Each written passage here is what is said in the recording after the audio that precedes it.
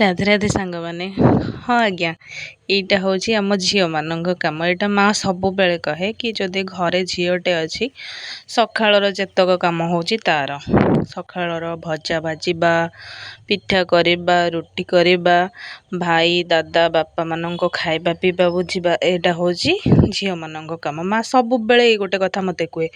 ମୁଁ ଯଦି କେବେ ସକାଳର ଖାଇବା ନ କରିକି ଯାଇକି ପୂଜାଙ୍କ ଘରେ ବସି ପଡ଼େ ନା, ସେ ଯାଇକି ମୋତେ ଡାକିକି ଆଣେ କି ଚାଲେ କରିଦେବୁ, ଦାଦାକୁ ଭୋକ କଲାଣି, କି ତୋ ଭାଇକି ଭୋକ କଲାଣି, ବାପାକୁ ଭୋକ କଲାଣି, ଜଲ୍ଦି ଚାଲ, ବସିଛୁ କ'ଣ ଏଠି। ଏ ସକାଳ କାମ ଯେତକ ବା ଝିଅଙ୍କର। ମୁଁ ଏତେ ସକାଳୁ ତ ଉଠି ପାରୁନି, ମୁଁ ଏତେ ସକାଳୁ ତ ଏସବୁ କାମ କରିପାରିବିନି, କାହିଁକି ନା ପାଣି ହେବାକୁ ପଡ଼ିବ, ତ ମୁଁ ଏସବୁ ପାରିବିନି। ତୁ ଯେଉଁ ଯାଏ ଅଛୁ ତ ତୋ କାମ ହେଉଛି ଏଇଟା, ସକାଳର ଖାଇବା ଦାୟିତ୍ୱ ହେଉଛି ତୋର। କେମିତି ଦାଦା ବାପା ଖାଇବେ, କ'ଣ କରିକି ଦାଦା ବାପାଙ୍କୁ ଖାଇବାକୁ ଦେବୁ, ଏ ଦାୟିତ୍ୱ ହେଉଛି ତୋର। ହଁ ଆଜ୍ଞା, ସବୁ କିଛି ସରିଲା ପରେ ମୁଁ ବାହାରି ପଡ଼ିଲି। ଭଜା ଭାଜିଦେଲି, ବିମ୍ ଛୁଇଁ ଆଉ ଆଳୁର ଭଜା ଆଜି ଭାଜିଛି। ତା ସହିତ ଅଛି ପିଠା, ଅଛି ପଖାଳ ଅଛି। ଆଉ ମାଆ ଯିଏ ସେ ନିଜେ ଖାଏ ଚୁଡ଼ା ନହେଲେ ମୁଢ଼ି, ବୁଢ଼ୀ ଲୋକ ହେଇଗଲାଣି ତ କେବେ କେବେ ସେ ପିଠା ଖାଏ, ତ ତା'ର ହେଉଛି ନିତିଦିନିଆ ଖାଇବା ମୁଢ଼ି ଚୁଡ଼ା, ଏଇଟା ହେଉଛି ତା ଖାଇବା।